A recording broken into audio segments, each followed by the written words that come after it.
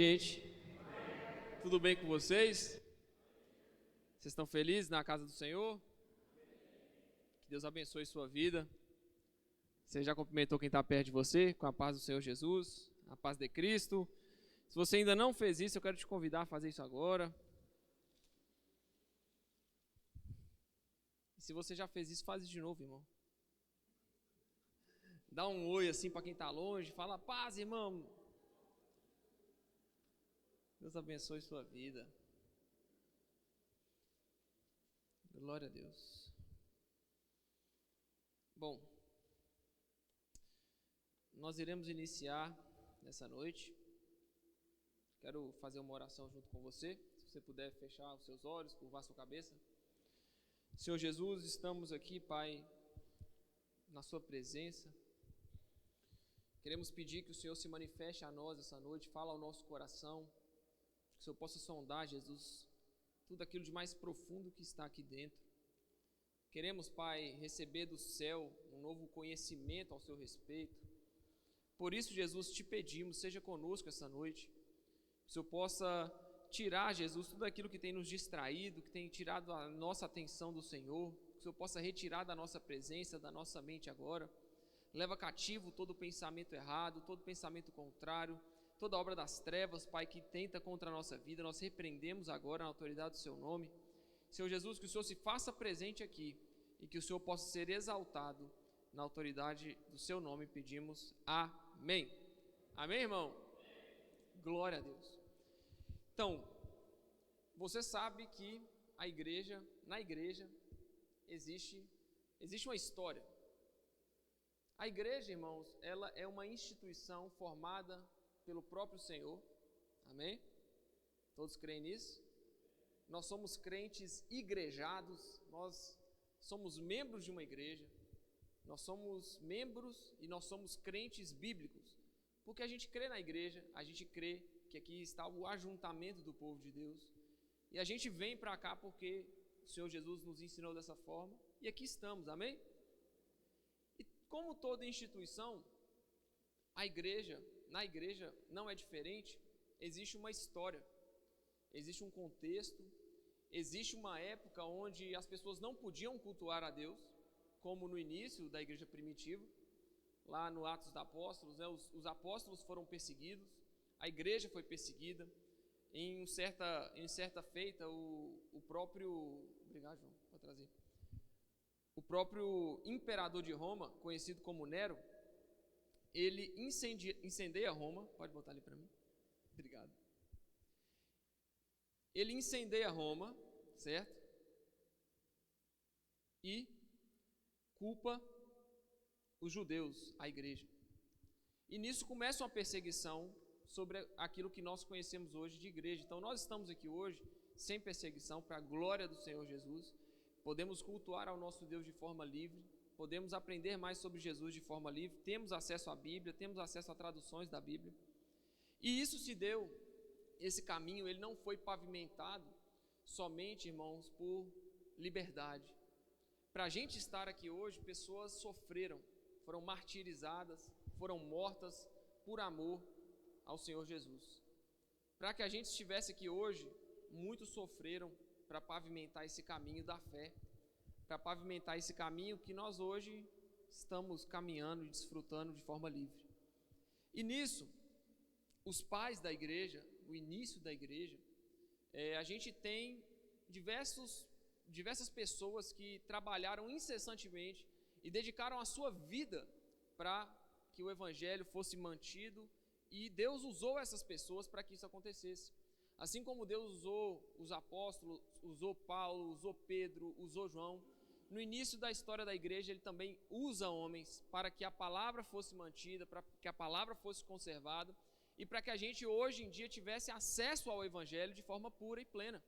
Porque, querendo ou não, irmãos, se passaram 2000 anos e Deus, por intermédio desses homens, conseguiu manter a palavra que a gente usufrui há 2000 anos. Você tem noção do que é isso? Tem noção? Alguém sabe quanto tempo tem que o Brasil foi descoberto? 500 e quantos anos?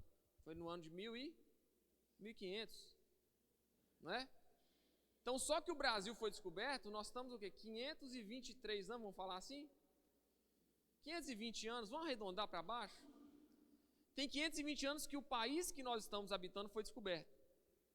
E que o Evangelho existe tem mais de 2000 anos. Então você entende que é algo que vem passando de tempos em tempos, em tempos, em tempos, e consegue se manter, ainda assim, consegue transformar vidas, e ainda assim consegue ser uma mensagem que se mantém na atualidade. Você percebe que o Evangelho é isso? Então, o Senhor Jesus, ele usou das formas corretas para que a palavra dele se mantivesse. E para isso, a gente, na história da igreja, os pais da fé, as pessoas que trilharam esse caminho, esse percurso, eles tiveram que lutar contra diversas heresias, diversas seitas que apareceram no meio das igrejas. Inclusive, lá em Apocalipse, a gente vê falar de uma tal de Jezabel, que estava em uma das igrejas, que estava falando que era profetisa, mas levava os irmãos da igreja ao pecado. A gente tem outra igreja que aderia ao pelagianismo. Então, existem igrejas na Bíblia que estavam caminhando por um caminho de morte, por um caminho da mentira. Mas o Senhor Jesus soube preservar a sua igreja, e aqui estamos hoje. Uma igreja viva, uma igreja real, uma igreja que busca ao Senhor e quer conhecer mais da palavra dele. Amém? Amém ou não amém? E para isso, irmão, eu quero levar vocês, são formatos que nós estamos testando e com a graça de Deus nós conseguiremos. Nós queremos levar vocês um pouco na história da igreja, em conceitos que foram abordados por diversos homens de Deus. E nós hoje iremos meditar em cima de Romanos 3, versículo 9 a 11 e versículo 9 até 18. E aqui nós iremos conhecer um pouco mais de quem foi, do que, na verdade eu não vou abordar hoje quem foi João Calvino, mas hoje eu quero trazer para vocês um pouco daquilo que ele apresentou para a igreja, na época da Reforma Protestante. Inclusive João Calvino foi um desses homens de Deus que foi usado para se posicionar diante de uma sociedade que não estava entendendo muito o que Deus queria, o que Deus fazia. E aí a gente tem esse homem de Deus, assim como Martinho Lutero, assim como os reformadores em geral, pessoas que lutaram para que o Evangelho fosse conservado e preservado, e da forma que a gente chegou hoje. E aqui nós iremos tratar sobre a depravação do homem, a depravação total. São 5 pontos que Calvino pontuou de forma mais acentuada sobre a igreja, para que a gente pudesse conhecer mais sobre quem somos e sobre quem Jesus é. E hoje nós vamos focar somente na depravação total, que é o estado em que o homem se encontra após o jardim do Éden, até encontrar com o Senhor Jesus. E lá o que está escrito? Nós iremos usar como versículo base Romanos 3, como eu falei com vocês. Olha bem. Pois bem, devemos concluir que nós, judeus, somos melhores que os outros? Não, de maneira nenhuma. Pois já mostramos que todos, judeus ou gentios, estão sob o poder do pecado, como afirmam as Escrituras. Ninguém é justo, nenhum sequer. Ninguém é sábio, ninguém busca a Deus. Todos se desviaram, todos se tornaram inúteis. Ninguém faz o bem, nenhum sequer. Sua conversa é repulsiva, como o odor de um túmulo aberto. Sua língua é cheia de mentiras. Veneno de serpentes goteja de seus lábios. Sua boca é cheia de maldição e amargura. Apressam-se em cometer homicídio. Por onde passam, deixam destruição e sofrimento. Não sabem onde encontrar paz. Não têm o menor temor de Deus.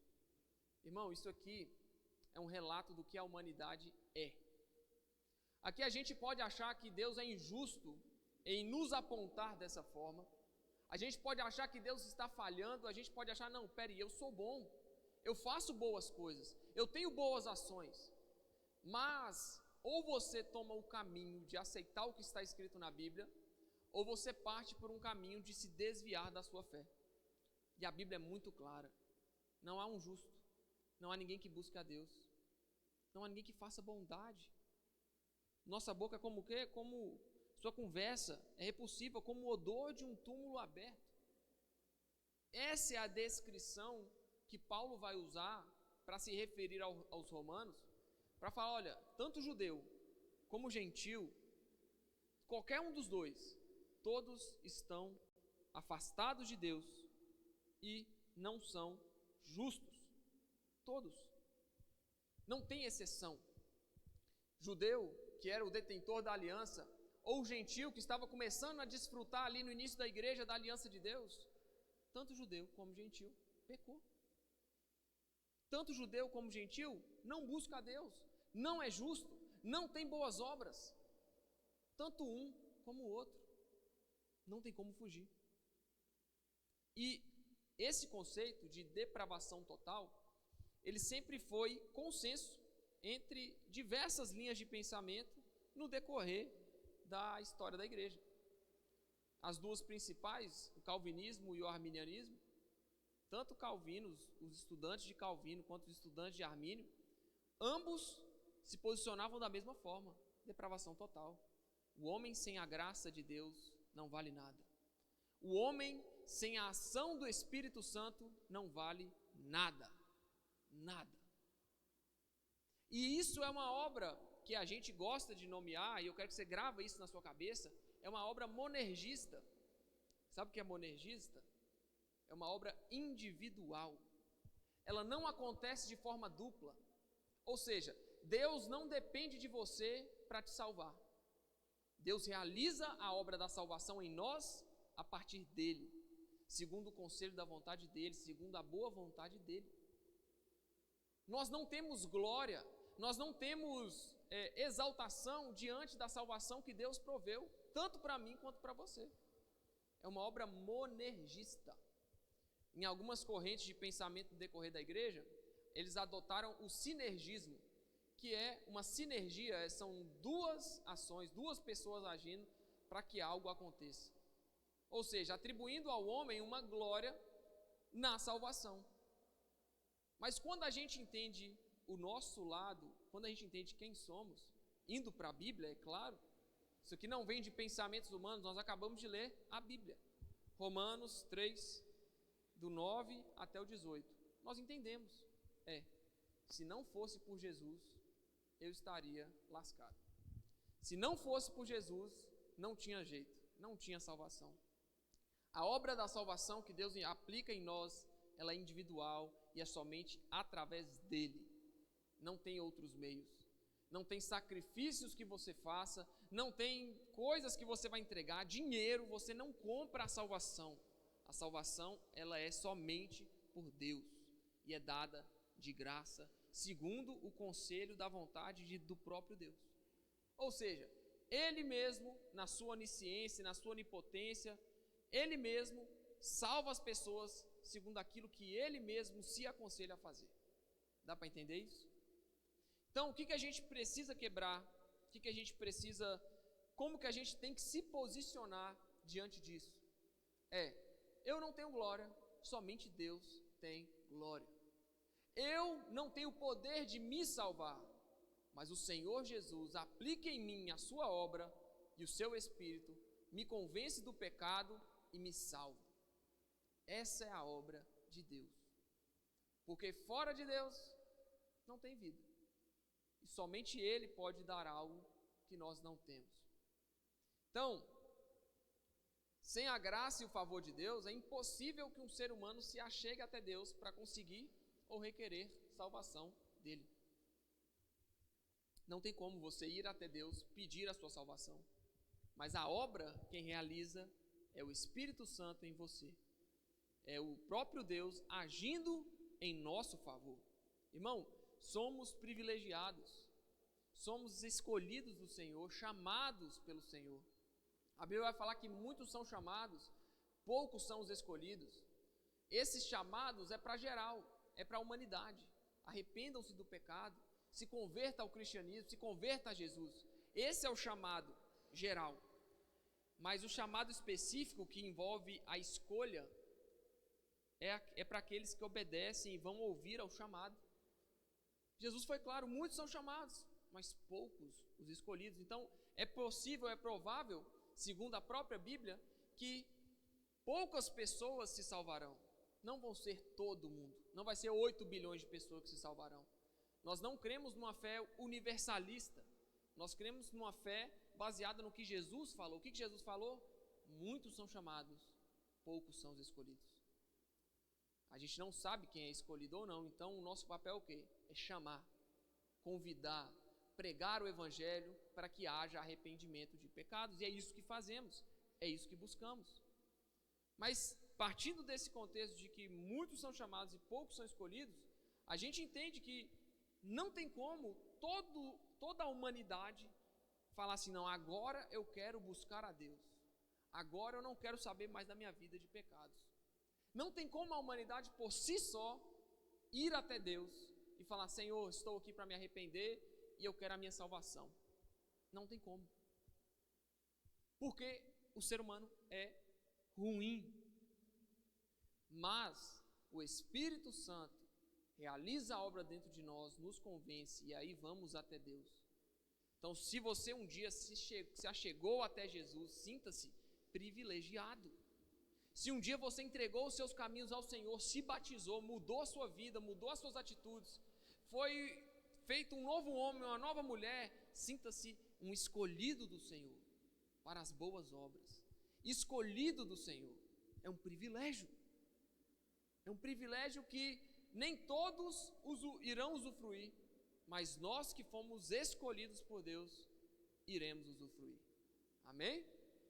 Sinta-se privilegiado, porque o Espírito Santo te escolheu, te nomeou, entrou dentro de você, te convenceu e te trouxe até os pés da cruz. Essa é a mensagem do Evangelho.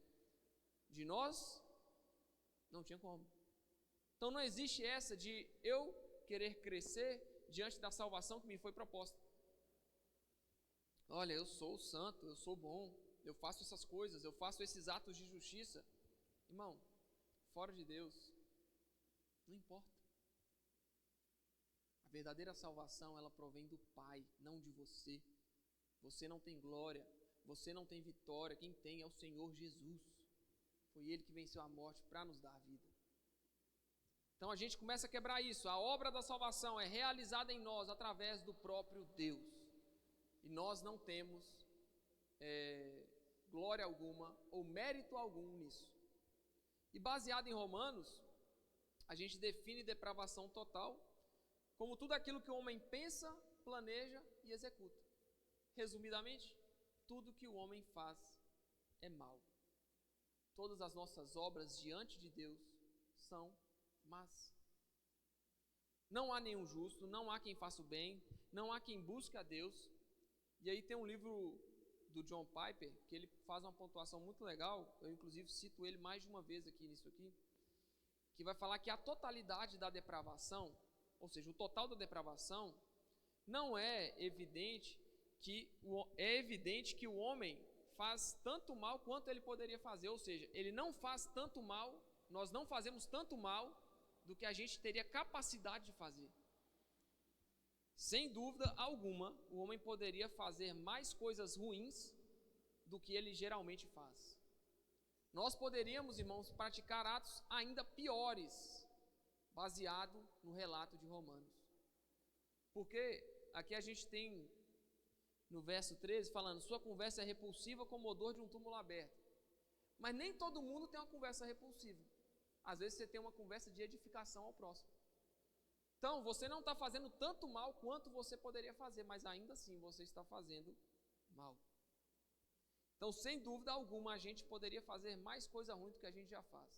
A gente poderia pecar dobrado do que a gente já peca, se fosse baseado somente em nós. E aí, na história, tanto da igreja, como da família, como da humanidade, surgem diversos defensores da moral, dos bons costumes, onde o que importa é fazer algo bom aos olhos da sociedade, sem que necessariamente a pessoa seja convertida ou faça parte de alguma igreja, como nós aqui. Existem ainda alguns que se dizem melhores do que estão dentro da própria igreja.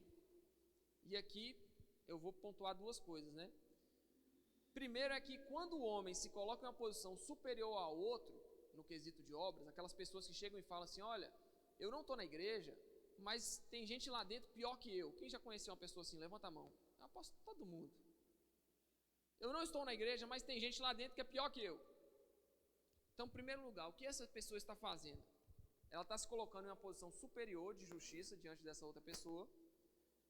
E, de forma imperceptível, ela se contraria à própria doutrina bíblica, que é explicada por Paulo aqui aos Romanos. Então, como que eu vou fazer um bem se a Bíblia me fala que não há bem? Não há como eu fazer o bem. Como que eu vou ser justo e chegar até Deus se não tem como você chegar até Deus porque eu sou mau, porque eu não consigo? Então, eu me coloco de forma superior ao meu próximo, padecendo a mesma dor que o pecado traz para ele, traz para mim. A mesma dor que a pessoa que chega e fala que tem gente na igreja pior que ela, quando ela fala que é pior que ela, que faz coisa pior que ela está se colocando numa posição superior. Não, eu sou melhor que aquela pessoa. Mas ela está na mesma condição de pecado do que o irmão que está dentro da igreja. Então, se não há nenhum justo, como alguém pode ser melhor que o outro? E se não há nenhum justo, como a obra de um é mais validada que a do outro? Ou seja, uma pessoa que faz uma coisa fora da igreja, uma coisa boa, uma pessoa que faz uma coisa ruim dentro da igreja, qual a diferença dos dois? Ambos estão fazendo coisas com motivações erradas. Porque um está julgando e o outro está pecando dentro da igreja. Então não tem essa diferença de eu faço coisas, não, eu não vou na igreja, mas eu faço coisas boas. Não, mas essa não é a vontade perfeita de Deus, não é isso que Deus quer. Essa não é a intenção de Deus. Então, a gente tem muito isso por conta de uma aprovação que a sociedade impõe sobre a pessoa. Então, tipo assim, qual que é a verdadeira ideia em cima disso? A sociedade está vendo, as pessoas ao meu redor, as pessoas do meu trabalho, da minha família, estão vendo que eu estou fazendo coisas boas. Isso é o que importa. Mas não é. Não é a sociedade que tem que bater palma para a sua boa ação. É o Senhor Deus. Nicolau Maquiavel falava o quê? A voz do povo é a voz de Deus, mas não é, irmão. Não é. Não é só porque o público, as pessoas, as multidões estão batendo palma para você, não quer dizer que Deus está batendo palma, não. Porque a voz do povo não é a voz de Deus. A voz de Deus é a voz de Deus. A Bíblia é a voz de Deus. É nisso que nós cremos. Então, nós refutamos a ideia de que a voz do povo é a voz de Deus. Não é. Não é. O que se deve entender é que não é a validação humana, as palmas da sociedade, que vão nos fazer ser aprovados por Deus, mas sim entender com humildade a nossa condição, que está lá em Efésios 2, do 2 ao 3.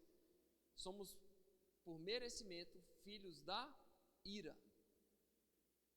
Entender essa condição com humildade, se humilhando diante de Deus, é o primeiro passo para alcançar o arrependimento.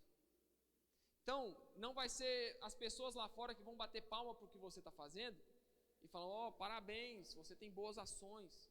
Não é isso que vai te validar. O que vai te validar é obedecer a palavra de Deus e entender qual a sua condição.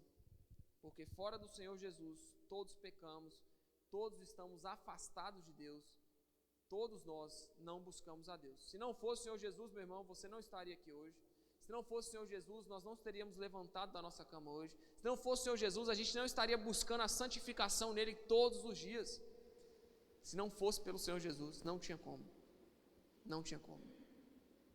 E a segunda ponderação é, como que um ser finito, um ser que vive 70, 80 anos, como o ser humano, que é criado do pó, pode tomar as rédeas do conceito de justiça.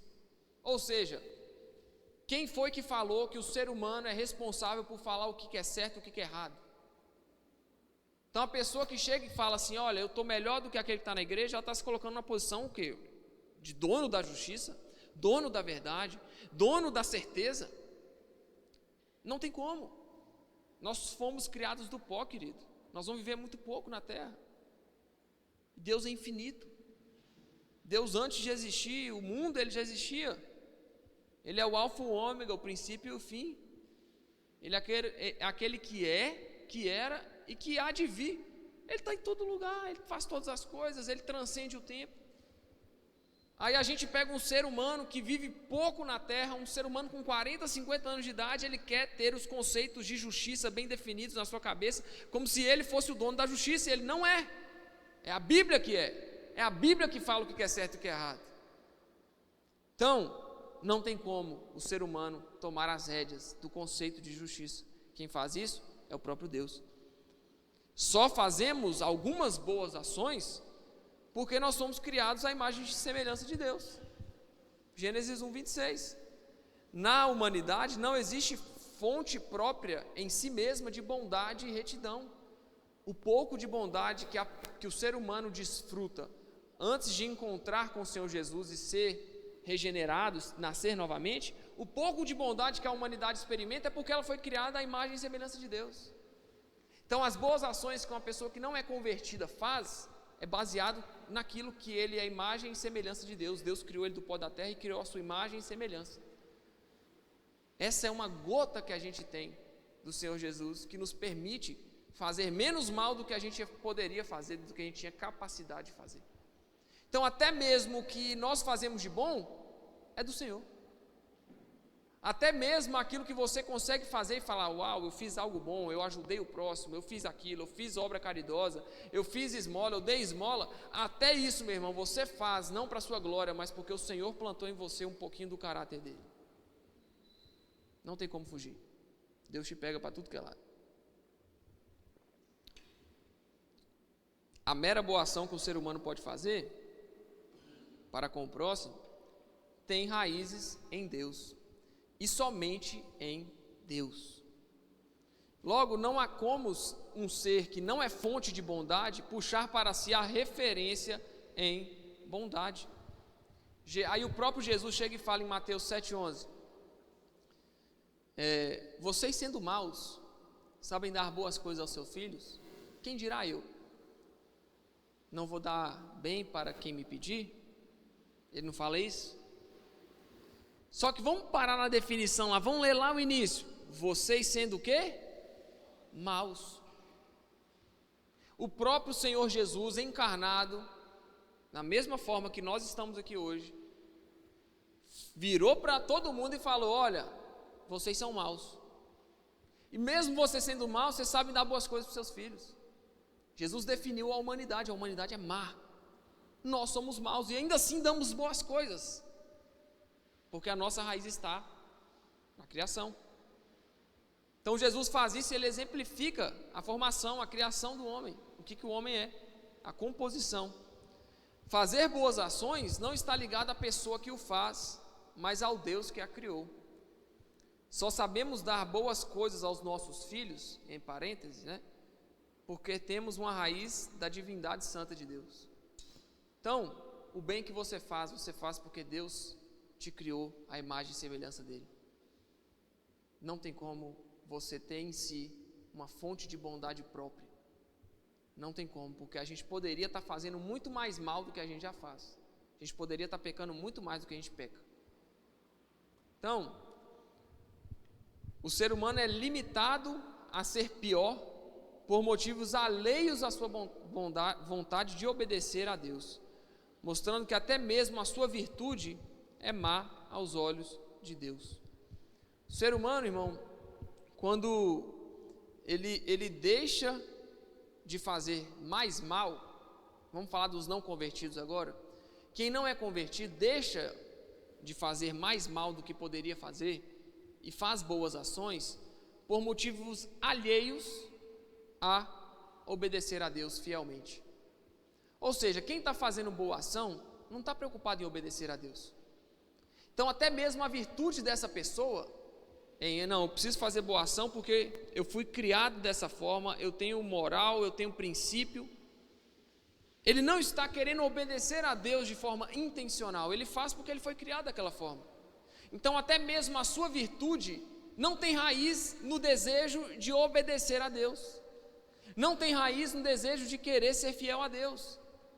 É igual um caso. É uma pequena história que fala o seguinte: o filho ia sair com os amigos para ir no campo de futebol assistir um jogo. Vou falar um jogo do Galo, tá bom?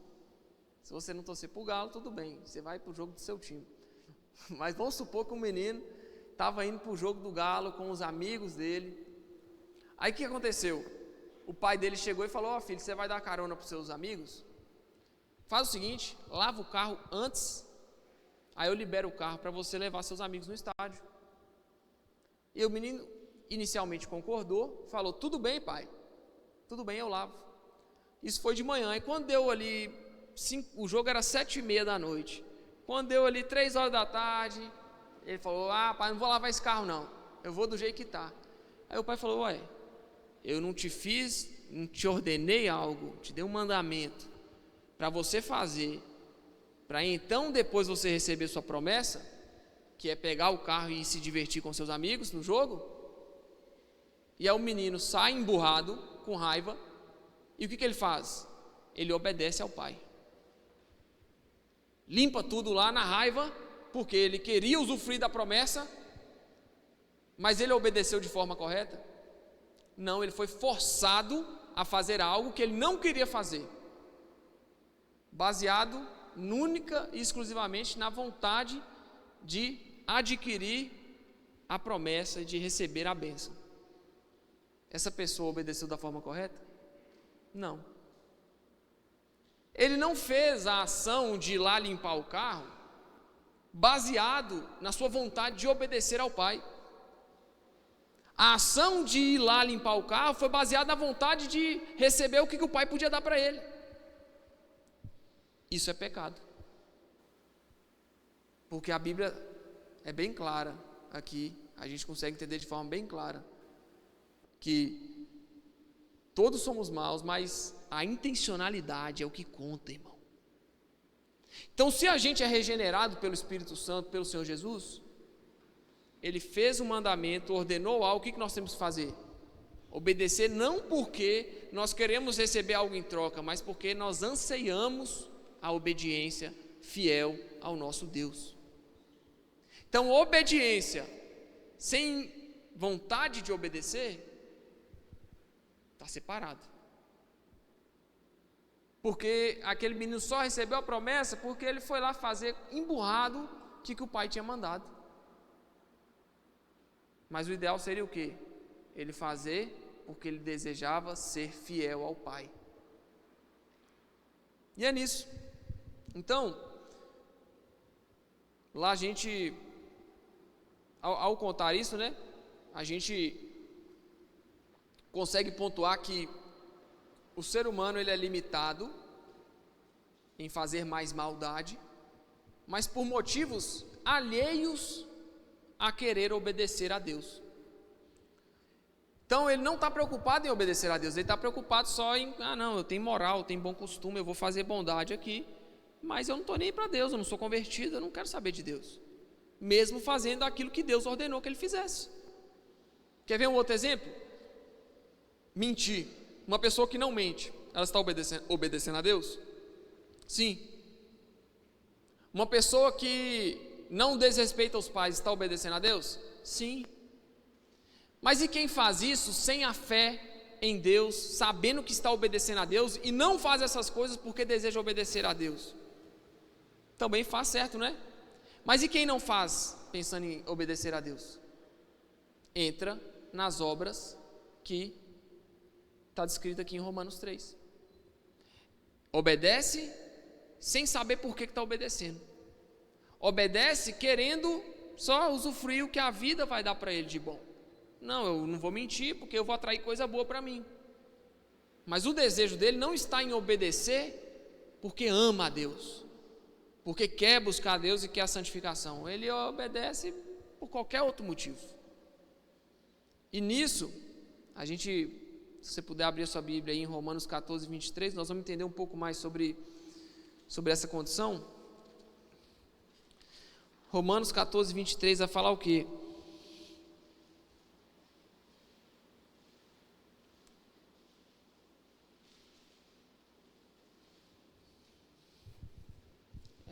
É o final. Vai falar assim: tudo que não provém de fé é pecado. Então até mesmo uma pessoa que faz boas ações e acha que está abafando, se não provier, as boas ações dela não provier da fé, pecado, trapo de imundícia. Sem fé é possível agradar a Deus, irmão? Não? Está aqui, na nossa cara. Não adianta ter boa ação, irmão, boa ação não salva, o que salva é a fé. Então tudo que não provém de fé é pecado. Bíblia de novo para nós. Não são convicções de um historiador, de um estudioso. É a Bíblia, a palavra. Tudo que não provém de fé é pecado. Conclui-se então que não adianta somente ter boas obras. A cobrança proposta por Paulo aqui é que em suas boas obras haja fé. Logo entendemos que é impossível agradar a Deus sem fé. E para que a fé se desenvolva, é essencial que haja arrependimento. Sentimento qual que sem humildade é impossível alcançar. Então não tem como ter fé se não tiver arrependimento. Porque você se arrepende, você é humilde, você se apresenta diante de Deus e fala: Senhor, eu pequei, eu errei, eu estou fraco, eu não consigo. Eu me humilho perante o Senhor com humildade. Eu quero ser transformado. Então a humildade, ela gera o arrependimento, e o arrependimento gera fé, porque no momento que você se arrepende, você está reconhecendo quem é aquele que pode te salvar. Então o arrependimento vai gerar fé, e quando vem fé, o pecado sai. Ainda que erremos, o Senhor Jesus faz a expiação pelo nosso pecado. Todo aquele que está em Cristo, nenhuma condenação há. Mas baseado na fé. Não adianta ter boa ação, irmão. Se não for baseado na fé, não adianta. Você está fazendo em vão. Você está fazendo boa ação por motivos alheios do desejo de obedecer a Deus. Você não quer obedecer a Deus, você só quer fazer coisa boa. Não adianta. Tem que querer obedecer a Deus, tem que querer se humilhar diante dEle, tem que querer reconhecer com humildade quem eu sou pecador, Jesus, eu preciso de salvação. Dessa forma, nós iremos alcançar esse padrão que Paulo quer estabelecer aqui. Tudo que não provém de fé é pecado. Então o padrão que Paulo estabelece é que em suas boas obras haja fé. E a gente vai entender mais para frente que o Senhor Jesus, lá em Efésios, Paulo vai falar novamente, preparou as boas obras para que nós de antemão andássemos nela. Então desde a antiguidade o Senhor Jesus preparou as boas obras para que andássemos nela. Ou seja, quando temos fé em Deus, é certeza de que o Senhor Jesus vai nos dar boas obras para a gente agir. Confirmando a passagem de Romanos em questão, que é o início, é fato que nenhum homem em seu estado natural tem a capacidade de buscar a Deus por quem ele é. Na verdade, buscam a Deus, mas apenas para que lhes sejam garantidas bênçãos e proteção contra qualquer mal que possa vir contra a sua própria vida. O que a gente encontra, irmão, que a gente mais vê nos evangelhos? É um monte de multidão ao redor de Jesus querendo apenas receber aquilo que ele pode entregar, mas não desejam ser igual a ele. Jesus tinha 12 discípulos, aí juntou mais um monte, aí dá um discurso duro lá e sai, todo mundo vai embora, fica só os 12. Aí Pedro fala: para onde nós iremos, Senhor? Só o Senhor tem palavras de vida eterna. Ou seja, reconheceu quem Jesus era. Mas é o que a gente mais vê, pessoas que querem vir até Deus só para resolver um problema. Isso a gente vê, isso existe. Isso é uma triste realidade na nossa igreja, das igrejas do Brasil, não especificamente a nossa igreja, da igreja brasileira, da igreja mundial. É querer vir até Deus, é querer buscar a Deus somente por aquilo que Ele pode te dar. Nisso reside pecado. Porque nós não temos que buscar a Deus somente por aquilo que Ele vai me dar. Eu tenho que buscar a Deus porque Ele é. Eu preciso desejar a presença de Deus, eu preciso desejar ao Senhor Jesus como meu amigo. Tanto que no dia no dia do juízo, no dia do julgamento, no dia que o Senhor Jesus se apresentar diante da humanidade, a primeira palavra que Ele vai falar é, chegou diante dele, Ele vai dizer: não te conheço, te conheço. Senhor, nós profetizamos em seu nome, expulsamos o demônio, fizemos coisa boa, salvamos as pessoas. Jesus vai falar: não te conheço, meu filho. Apartai de mim, vocês que praticam a iniquidade. Apartai de mim, vocês que praticam coisas, boas obras sem fé. Apartai de mim. É injusto? Isso é injusto? É ou não é? Não. Quem somos nós para julgar o que Jesus vai fazer no dia do juízo, irmão?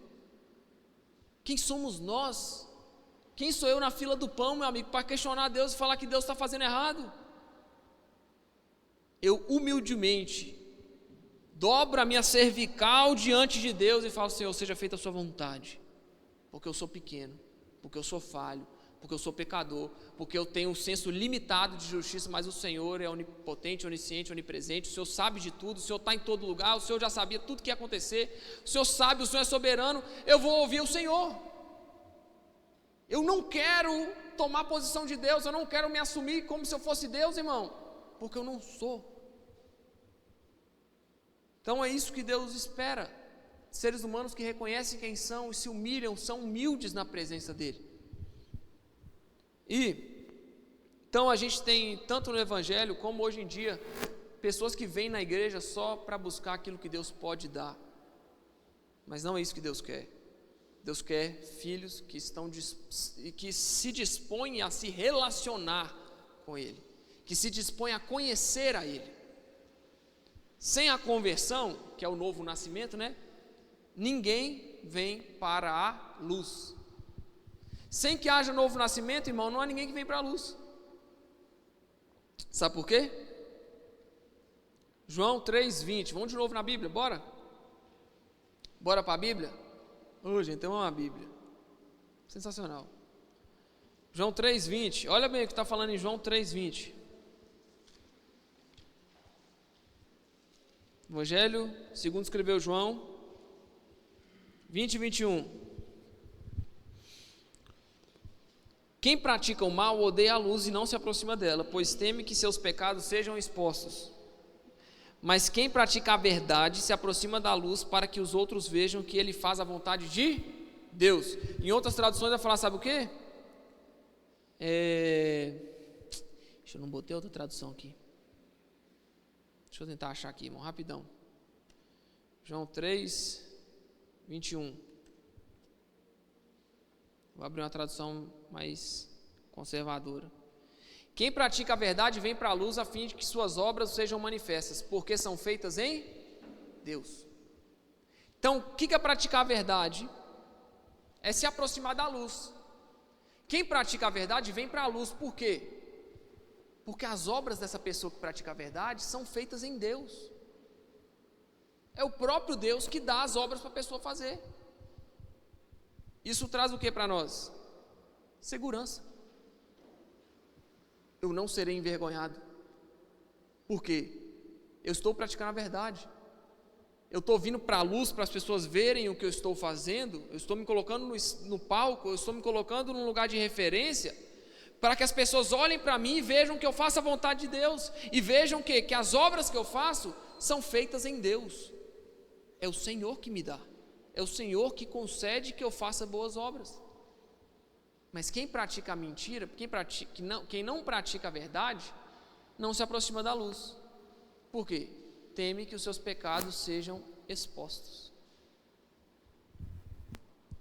Então, a capacidade humana de realizar boas obras só é possível porque vem da única fonte de bondade, que é o próprio Deus. E aí, baseado nessa fonte de bondade, que é o próprio Deus, a gente se apresenta, a gente se coloca na luz, praticando a verdade, a gente se coloca na luz, para que as pessoas vejam as boas ações que nós fazemos. E nisso não há perigo, não há insegurança. Porque a gente vive o que está escrito lá em Efésios 2:10. Pois somos criação de Deus, realizada em Cristo Jesus, para vivermos em boas obras, as quais Deus preparou no passado para que nós as praticássemos hoje.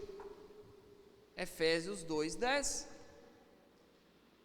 Então, praticar a verdade é se aproximar da luz. Aproximar da luz ilumina, então as pessoas veem. Quando as pessoas veem, vão ver as boas obras que Deus preparou para a gente viver. Não que eu estou sabendo porque eu sou super inteligente e eu já estou num novo nível de relacionamento com Deus, que eu faço coisa boa e não preciso servir Ele. Você é bom, hein? Eu não tenho fé para isso não, irmão. Se não for com humildade, se não for com paciência, se não for com sinceridade de coração, com reconhecimento, com arrependimento, meu amigo, tem jeito não. Então, quando a gente vive essa realidade, nós podemos se sentir seguros. Você pode se sentir seguro, porque quem preparou as obras para que você vivesse nelas? O próprio Deus. Então, Deus prepara no passado para que a gente praticasse hoje. Tudo aquilo de bom que fazemos na presença do Senhor Deus, foi Ele que preparou para que fizéssemos, para que o nome dEle seja exaltado através daquilo que fazemos. Mas não somos nós a referência, nós somos maus. A referência é Ele. Tudo de bom que o homem é capaz de fazer, novamente eu pontuo isso, ele o faz porque foi criado à imagem de Deus. Se essas coisas boas estiverem separadas do amor que provém da fé, se tornam pecaminosas mesmo sendo boas. Aí a gente vai falar disso agora. Então, tudo de bom que a gente faz, se tudo de bom que a gente faz estiver separado do amor que provém da fé no Senhor Jesus, é pecado. Novamente, tudo que não provém da fé é... Tudo que não provém da fé é... Tudo que não provém da fé é... Romanos 14, 23, você nunca mais vai esquecer. Tudo que não provém da fé é pecado. E usando da exposição bíblica, 1 Coríntios 16, 14, vai falar o quê? Todas as coisas devem ser feitas em amor. E ainda, Gálatas 5, 6, 1 Timóteo 1, 5, vai falar que o fruto do amor é a fé. Sabe o que é fruto?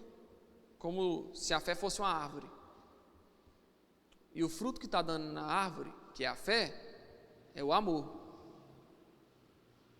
Então, tudo que não provém de fé é pecado. Então tá, fé, segurou a fé aqui, né? Tudo que não vem de fé é pecado. 1 Coríntios vai falar que tudo deve ser feito baseado no amor. E que a própria Bíblia vai falar que o fruto do amor é a fé. Ou seja, nós temos uma árvore, a fé, e o fruto dela é o amor. Se não tiver fé, irmão, não tem fruto. Se não tiver árvore, não tem fruto. Então, se não tiver fé, não tem amor. E tudo que você faz sem amor é pecado. Vamos lá em 1 Coríntios 16, 14, para a gente elucidar melhor o que nós estamos falando. 1 Coríntios 16, 14.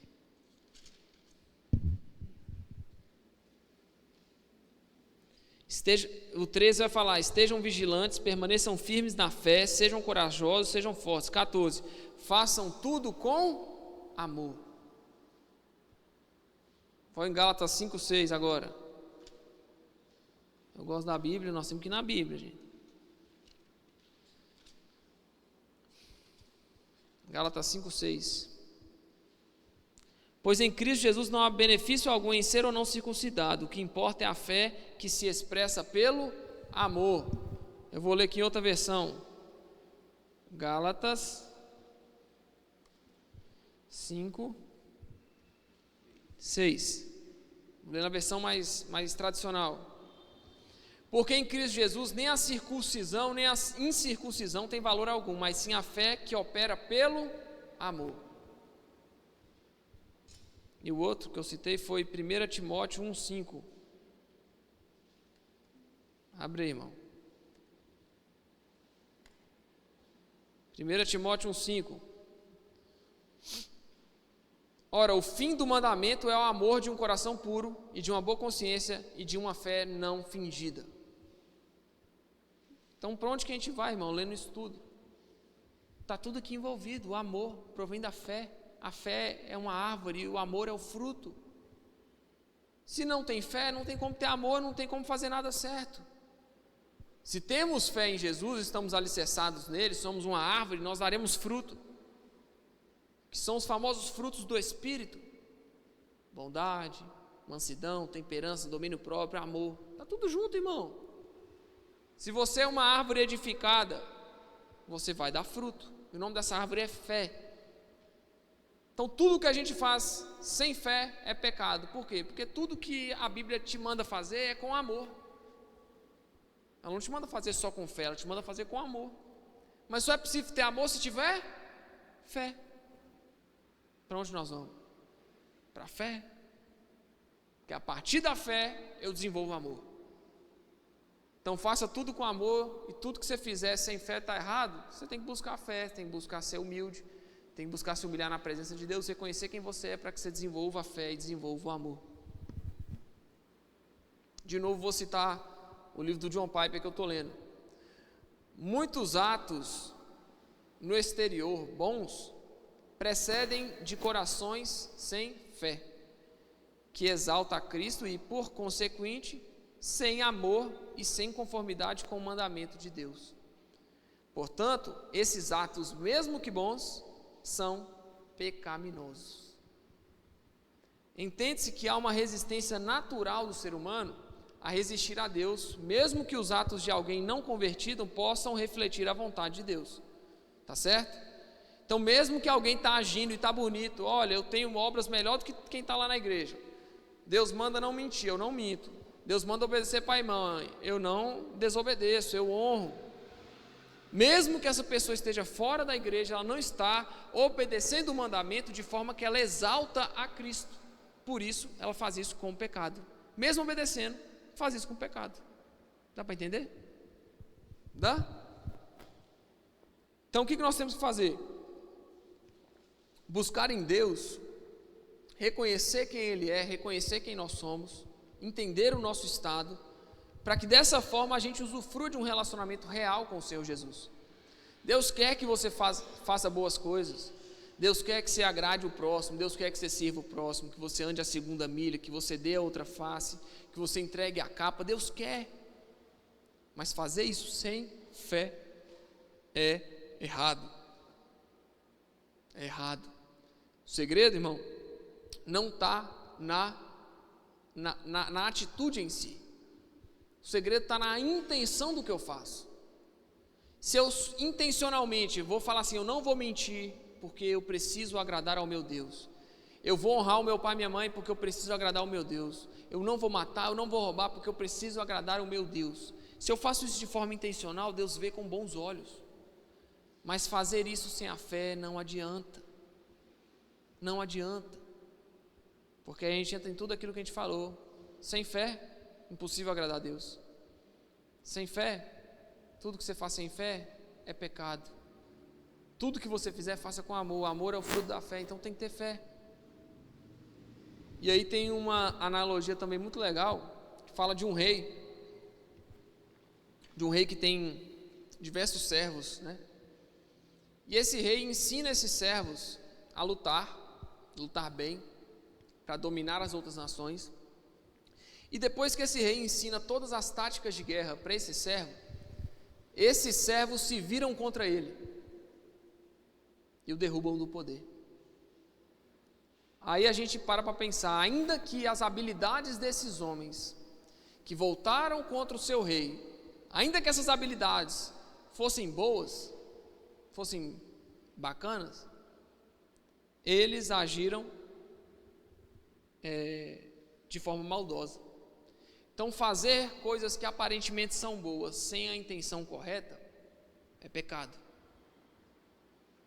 Da mesma forma, o rei ensinou o servo a lutar, o servo luta bem, faz tudo legal, a habilidade dele é top, é de outro mundo.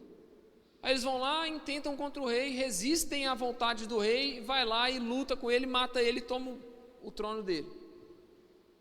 O que eles fizeram foi bom, a forma como eles fizeram foi boa, mas a intenção foi maligna.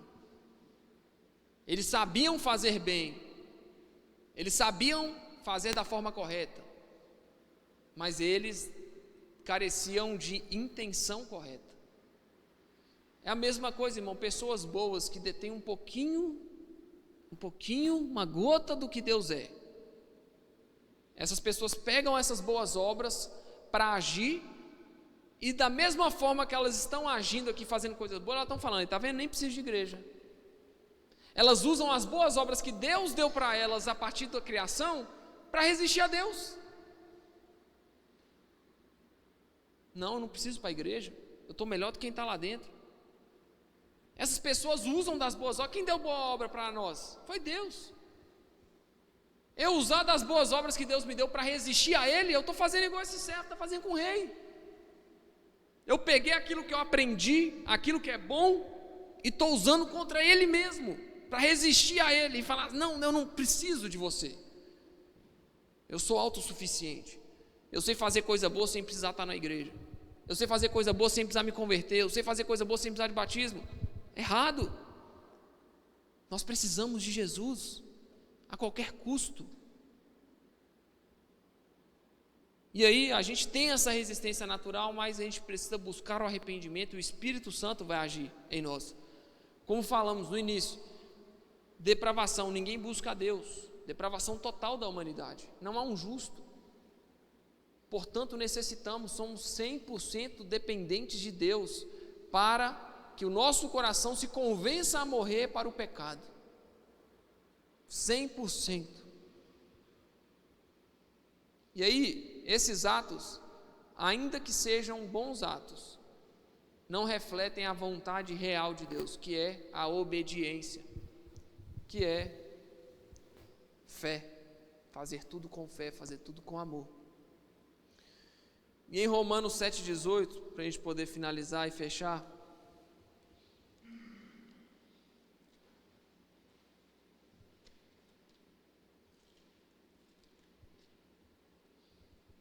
Paulo vai falar o seguinte: e eu sei que em mim, isto é, em minha natureza humana, minha carne, não há nada de bom, pois quero fazer o que é certo, mas não consigo. Quero fazer o bem, mas não o faço. Não quero fazer o que é errado, mas ainda assim o faço. Então, se faço o que não quero, na verdade não sou eu quem o faz, mas o pecado que habita em mim. Nós estamos recebendo esse texto de um homem de Deus que foi usado para escrever 13 cartas à igreja, e que hoje compõe praticamente mais da metade do conhecimento que nós temos de Deus a partir do Novo Testamento. Esse homem está falando, eu sou mau. Eu sei que em mim, isto é, na minha carne, não habita bem nenhum. Ou seja, o apóstolo do Senhor, ainda que seja apóstolo, ele está livre da maldade humana? Não. Não tem essa, irmão, de que um homem de Deus, um pastor, um bispo, um padre ou um apóstolo, não tem essa. Eles também sofrem com o pecado afeta eles também. Nós não cremos na santidade da mesma forma que a Igreja Católica crê. A Igreja Católica Ortodoxa Romana, ela crê que o Papa é o porta-voz de Deus e que o Papa é santo. Só que a Bíblia vai mostrar para a gente que o Papa não é santo. E não é só o Papa, é o apóstolo Paulo, é o apóstolo Pedro, é o apóstolo João. O único justo é Jesus. Aí beleza. Mas o restante? Tiago, Filipe, por aí vai, meu irmão. Todos têm pecado e sofrem na carne. A carne deles não é especial, não é diferente. Nós não cremos que, eu sei que vocês não creem que quem está aqui em cima pregando, quem vos fala, é santo do Senhor, de forma que eu não tenho pecados, de forma que eu não tenho erros, irmão. O que Paulo fala, eu reitero: em mim, na minha carne, não habita bem nenhum. Não habita bem nenhum. Essa afirmação do apóstolo mostra que ele estava disposto a denunciar o mal que habitava no ser humano, inclusive nele mesmo. e que todo o bem que ele fazia era do Espírito de Deus que o iluminava a fazer. Ele vai falar isso lá em Romanos 15, 18, vai falar: não me atrevo a falar de nada, exceto daquilo que Cristo realizou por meu intermédio, em palavras e em ação, a fim de levar gentios a obedecerem a Deus. Ou seja, quem realizou por intermédio de Paulo? Cristo. Então, se um dia você ouviu a pregação do pastor Rogério, do pastor Carlos, do pastor Aires, do pastor Rickson, se um dia você ouviu as pregações nessa igreja, e o Espírito Santo te tocou, você foi transformado, saiba, esse bem, essa coisa boa que aconteceu em sua vida, Cristo fez através de nós, não partiu de nós. Nós não temos fonte de bondade, não temos. Nós somos 100% totalmente dependentes de Deus, dependentes de Jesus, para agradar a Deus. 100% dependente. Aqui não tem glória apostólica, mas tem a força de Cristo. Nós não encontramos glória humana, mas a vitória de Jesus sobre o pecado. É isso. Nós precisamos descansar nessa palavra e entender que a nossa vida não é para ser vivida de qualquer forma.